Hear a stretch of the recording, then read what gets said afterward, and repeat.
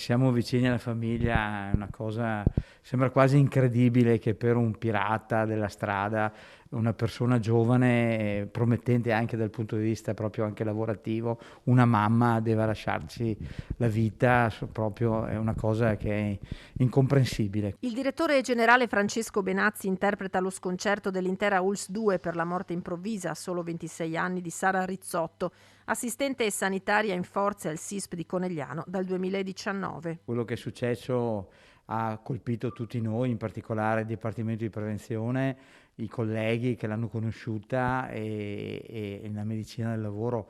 Lei c'è stata anche vicino nel periodo appunto importante dell'impegno vaccinale con la sua presenza, con le vaccinazioni, quindi voglio dire c'è proprio il cordoglio da parte di tutto il Dipartimento per questa famiglia, per il marito e per i figli. Le due piccole sono meno gravi di quello che la terribile scena dell'incidente lasciava presagire. La maggiore di 2 anni e mezzo è stata operata al femore, la piccola, 5 mesi, ha riportato un ematoma ed è in osservazione, ma complessivamente sta bene.